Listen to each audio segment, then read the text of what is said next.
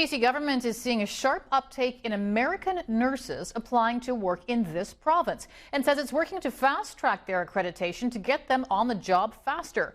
For more, let's bring in Rob Shaw at the BC Legislature. Rob, tell us more about this proposal and reaction here in BC.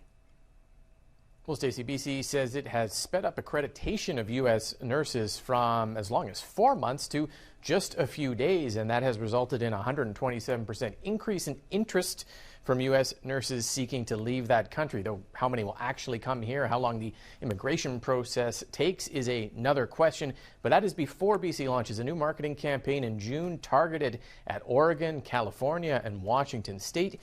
Here's the Premier today. My message to Americans who are watching this is very straightforward.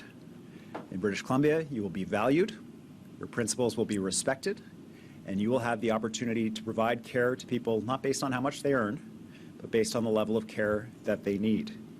You will be part of building healthy communities in the best place on earth, and you are very welcome here. I say just briefly, President Trump's loss is British Columbia's gain. BC's nurses expressing support for the idea, but noting the 6,000-person deficit of nurses in the province can't be solved with recruitment alone, especially as workplace claims of threats and violence in the job have doubled for nurses in the last decade. Nurses even last week suggesting a dedicated police force at hospitals are necessary to protect their members. It's not uncommon now to see headlines of a nursing student being stabbed, a nurse being strangled unconscious. These are significant considerations that people are going to place into whether I want to move into British Columbia or whether I want to go into the profession of nursing. If I know that I'm not going to be safe on the job, then I'm less likely to choose that profession. I can tell you something, there is real fear in the industry associated with the violence that is going on in our hospitals and our healthcare system. To me, I find that completely unacceptable that is happening. And certainly, there are people that are leaving the system because of it. So it is hard to recruit people when there is that reputation.